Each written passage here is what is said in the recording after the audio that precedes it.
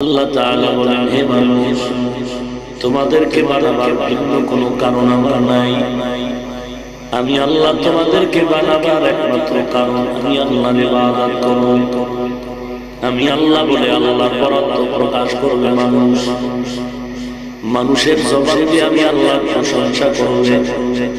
এই জন্য আমি আল্লাহ মায়ের গর্ভে তোমাকে নাপাক পানি দিয়ে বানাই।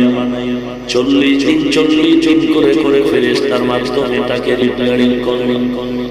মেহনত করায় আমি আল্লাহ নাপাক পানিটারে আকৃতি পরিবর্তন করে একটা মানুষ রূপে ধারণ করালাম। মানুষ বানাবার পর আমি আল্লাহ যখন ভেতরে রূপদান করলাম, তোমার শরীরের ভেতরে নড়াচড়া যখন শুরু হয়ে গেল, ক্ষুধা আর তৃষ্ণা, আমি আল্লাহ বান্দা তোমার নাভির সাথে মায়ের নাভির সাথে তার লাগাবো। ওই থেকে আমি আল্লাহ তোমার পেটের ক্ষুধা নিবারণের ব্যবস্থা করলাম। দুনিয়ার জমিনে গিয়ে সেই জবানটা দিয়ে তুমি মুখ দিয়ে খানা দাও। মায়ের গর্ভে আমি আল্লাহ নাপাক রক্ত দিয়ে তোমার জবানটারে নাপাক করি নাই। কারণ আমি আল্লাহ এই জবানটা বানাইলাম আমি আল্লাহর ইবাদতের জন্য, আমি আল্লাহর ইবাদত আর নামের জন্য, জিকিরের জন্য। এই জবানটা দিয়ে যখন তুমি আমি আল্লাহর গুণগান গাইবে, তখন আমি আল্লাহ খুশি হয়ে যাব। আমি আল্লাহ মায়ের গর্ভে এই জবানটা নাপাক করি নাই, কারণ আমি আল্লাহ পবিত্র, আমার নাম ও জিকির হল পবিত্র। আর যেই জবানে আমি আল্লাহর প্রশংসা হবে, ওই জবানটাও থাকবে পবিত্র। এই জন্য আমি নাপাক করি নাই।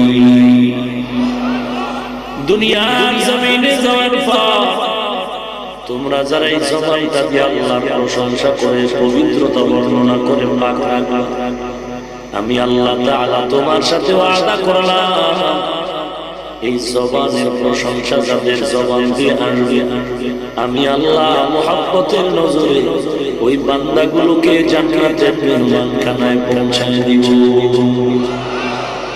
কারণ তোমরা আমারই গোলাম। আমি আল্লাহ তোমাদেরকে বড় আদর করে বানাইছি।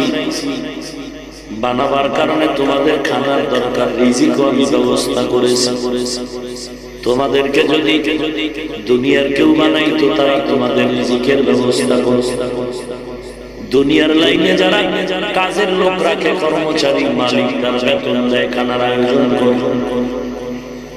আমি আল্লাহ তোমাদের মালিক, তোমরা আমার গোলাম, তোমরা আমারই গোলাম।